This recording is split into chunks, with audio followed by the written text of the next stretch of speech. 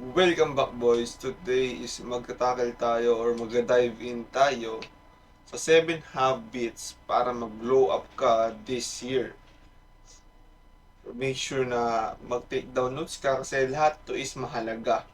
Pero syempre bago tayo magsimula is i-subscribe mo na subscribe mo na yan and hit mo na yung notification bell para lagi kang updated sa daily upload natin. Habit number 1 is consistent exercise. So, napakahalaga na magkaroon ka ng consistent exercise para ma-improve yung physique mo, ma-boost yung energy mo, ma-enhance yung mental well-being mo.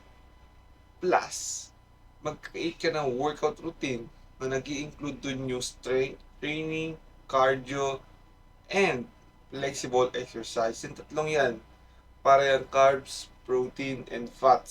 So, napakahalaga ng tatlong yan. So, make sure na wala kayong tatanggalin dyan. And meron kayong mga type of training na ganyan sa mga workout nyo. Habit number 2 is healthy eating. So, napakahalaga magkaroon ng healthy eating. Especially yung carbs for your energy, protein, as much as possible, lean protein or damihan nyo yung protein. And last but not the least, yung fats. Okay, make sure pag namin yung protein, make sure na nahihit nyo pa rin yung calorie intake nyo per day. Kapag kasi nag-eat ka ng mga proper nutrition, physical health mo and mental health mo is mag-i-improve yan. Kasi kinokonsume natin eh. Kung ano yung kinokonsume natin, hindi naman lalabas natin eh. So, pag puro healthy ang kinokonsume mo, puro healthy rin ang lalabas sa'yo. Habit number 3 is grooming and personal care. Napakahalaga ng grooming and personal care. Kaya ako nag-invest sa Vaseline. Para kapag dry yung lips ko is nagba-Vaseline lang ako. Basically, lalagay mo na yun sa lips mo. Konting-konti lang. And I guarantee sa inyo na mag-i-improve yung dry lips nyo. Basically, mawawala nga yung dry lips nyo eh. And plus, meron din akong ganito para pag sa mga acne ko. And meron din akong mga fragrance para sa mga daily use ko. And meron ako pang daily diinan use. Habit number 4 is skill develop. Mag-skill ka mag-develop ka ng skills mo. For example, content creation, paano makipag-network, napakadaming skill na pwede mo i-develop. Especially para sa akin, ang dinedevelop ko yung skill is content creation. Kasi akala ng mga ibang tao, pag nag-upload ka ng YouTube, okay na. Hindi, maraming nag-matter dyan. Magaling ka ba makipag-communicate sa mga audience mo? Magaling ka ba magsalita? Mabagal yung salita mo? Mabilis ba yung salita mo? Clear and loud ba yung boses mo? So, napakadaming nag-matter dyan. But now is yun yung pinapractice ko ngayon. So, yun yung dinidevelop ko. Content creation skills. And yung sales. Habit number 5 is building confidence. Building confidence is a key to start a successful glow up. Kasi pag wala kang confidence, kahit ikaw pa yung pinaka-attractive sa buong mundo, hindi yan makikita. Kasi wala kang confidence.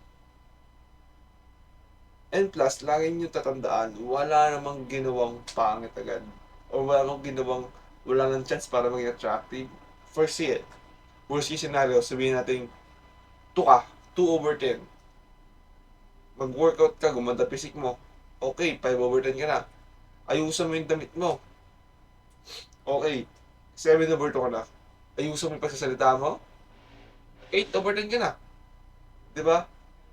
Wala kang reason dapat para hindi ka mag-glow up or hindi mo ayusin yung sarili mo para ma-achieve mo yung full achievement or full potential ng sarili mo or mag-glow up ka. Habit number 6 is positive mindset. Para lang itong building confidence. Kapag positive mindset ka, is magkakaroon ka ng confidence. And dapat marunong ka i-switch or i-shift yung utak mo from negative to positive. For example, may nangyari sa'yo negative, dapat marunong ka mag-shift ng mindset mo na okay, magiging positive siya. Kasi napaka-powerful niyan. Kasi pag nagpatalo ka sa negative, buong araw magiging negative eh. Pero pag Hindi, pero 'pag naging positive ka lang, buong araw magiging positive. Basically ako ngayon kakagising ko lang kasi na-late ako ng basically nag-live muna ako, oo, sa social media ko, and after ng mag-live ako, umidlip lang ako, eh, nagtuloy-tuloy tulog ko. Pero ngayon dahil shineft ko yung utak ko, okey challenge na sa'kin 'to, nagre-record ako ngayon, and aminado ako medyo mahirap kasi kakagising ko lang. Although gising na naman yung diwa ko, pero alam niyo yun, kakagising pa rin talaga kasi.